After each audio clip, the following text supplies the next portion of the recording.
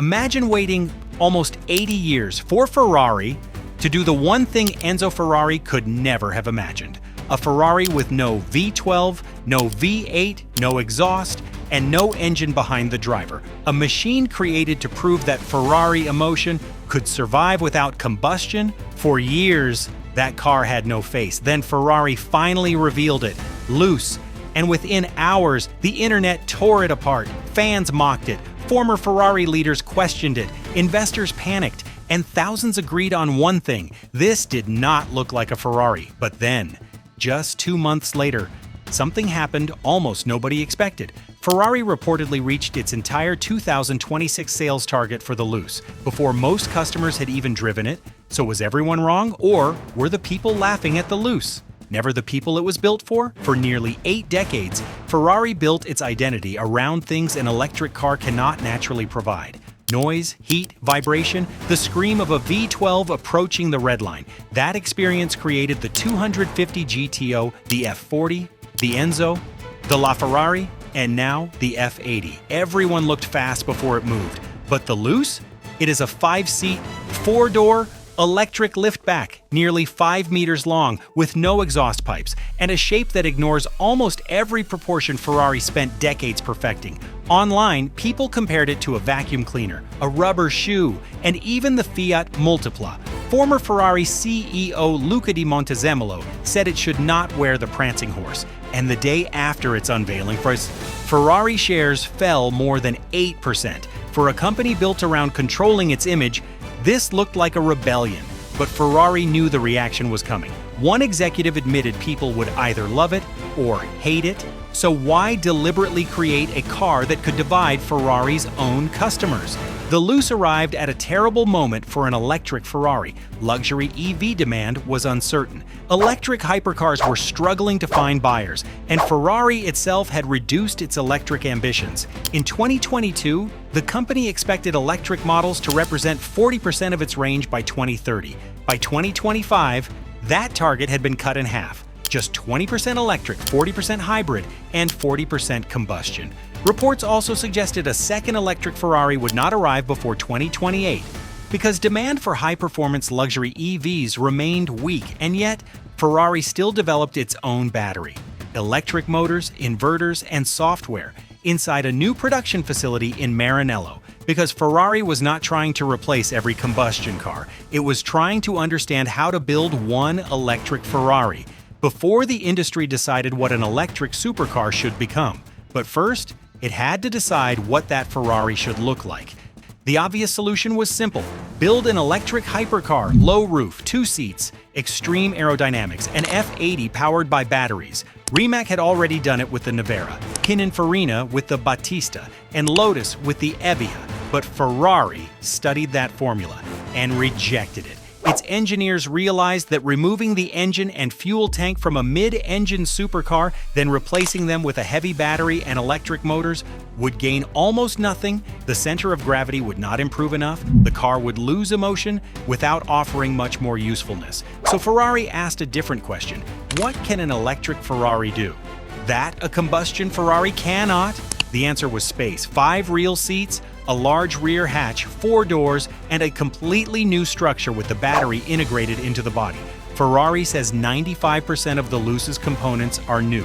This was not an F80 with batteries. It was Ferrari attempting to create a new category, and that explains the strange shape.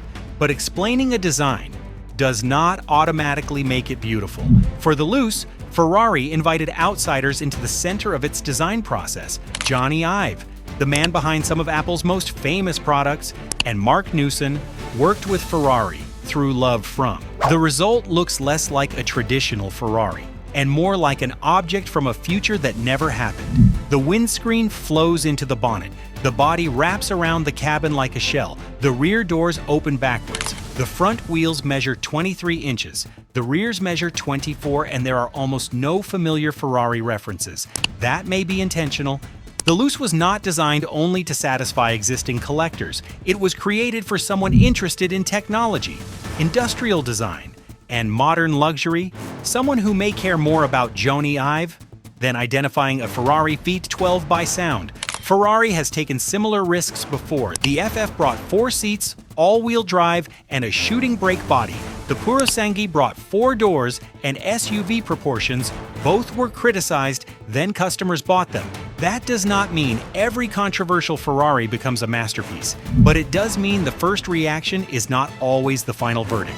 And people who saw the Luce in person said photographs failed to communicate how carefully it was executed. So is it ugly, or does it simply look too unfamiliar to accept immediately?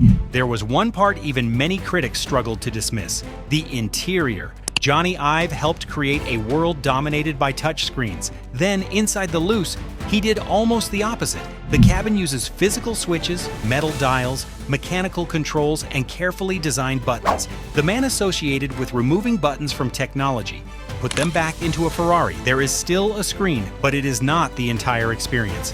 The yellow Ferrari badge works as the key. Place it into the center console, and it sinks flush into the glass. An aviation-inspired control above the driver activates launch mode, and the most important functions can be operated by touch, without searching through digital menus. The biggest problem with many modern EV interiors is not electricity. It is that they feel empty. One giant screen, few physical controls, almost no craftsmanship.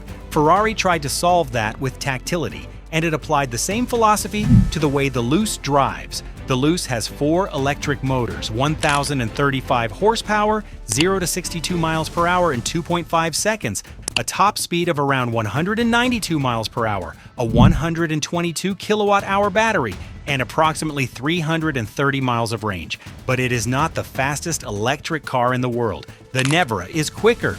Other luxury EVs can charge faster and at approximately 2,260 kilograms. The Luce is heavy. But Ferrari says one spectacular number was never the goal. The car manages power, regenerative braking and suspension, and grip at each individual wheel. Its control system updates targets hundreds of times every second. The active suspension is related to the F80's technology, and rear-wheel steering helps disguise its size. But the most interesting feature sits behind the steering wheel. The left paddle increases regenerative braking. The right paddle progressively unlocks more power, almost like shifting into a higher gear. Ferrari calls it torque shift engagement. It does not create fake gears. It gives the driver control over when the full electric torque arrives. Then there is the sound. Ferrari did not record a V12 and play it through speakers. An accelerometer captures real vibrations from the drivetrain, then amplifies selected frequencies. It's almost like an electric guitar, authentic sound from the machine, but amplified for emotion. And that creates the central question: is Ferrari inventing a genuinely new driving experience, or creating a complicated solution to replace the sensations electricity removed? We will not know until independent drivers spend real time behind the wheel, but the Luce may have already passed another test. Will anyone buy it? The Luce starts at approximately 550,000 euros, around $640,000. Before personalization, and unlike a V12 Ferrari, its battery technology could feel old within a few years. Ferrari says the battery modules are replaceable, allowing repair and potentially future upgrades. But when the Luce was revealed, the internet did not see future-proof engineering. It saw a €500,000 Ferrari that looked wrong. The logical prediction was failure. Then, only 2 months after the reveal, the Financial Times reported that Ferrari had reached its 2026 sales target for the Luce. Ferrari has not publicly confirmed the number, but sources suggested fewer than 500 cars, with strong interest from China and technology-focused buyers in the United States. That does not mean everyone suddenly loved it, and selling a few hundred cars does not prove Ferrari's electric future is secure. But Ferrari never needed majority approval. It needed a very small group of wealthy buyers who wanted something nobody else had. While the internet created memes, Ferrari may have found exactly the customers it wanted. So, was everyone wrong about Ferrari's first EV? Not completely. The Luce is heavy, extremely expensive, and deeply polarizing. Without combustion, it still has to prove it can create the emotional connection expected from a Ferrari. Reaching a limited sales target does not automatically make it brilliant, and until customers drive it, live with it, and eventually try to resell it, the real verdict remains open. But perhaps the biggest mistake was judging the Luce as an electric supercar. It is not trying to be the next LaFerrari, it is not replacing the F80, and it is not asking collectors to abandon the V12. The Luce is a luxury grand tourer, a technology statement, and an experiment designed to bring a new buyer into Maranello. Ferrari could have created a familiar electric hypercar with more power than anyone needed and a shape everyone recognized. It probably would have received less hate, but it also might have disappeared among the Nevra, the Battista, and every other electric car promising impossible acceleration. Instead, Ferrari created something impossible to ignore. A car that forces people to debate what Ferrari actually means. Is it a sound, an engine, a shape, or is Ferrari the ability to make every new car feel like an event? The Luce may never become the most loved Ferrari, but after almost 80 years, the first electric Ferrari was never going to survive by copying the past. It had to create a new argument for the future, and building the car may have been the easy part. Now Ferrari has to prove that an electric machine can still make people feel something. So tell us in the comments, would you choose the Ferrari Luce or the V12-powered Ferrari Purosangue? Subscribe to The Lux Driven for more cinematic documentaries about the world's most extraordinary cars.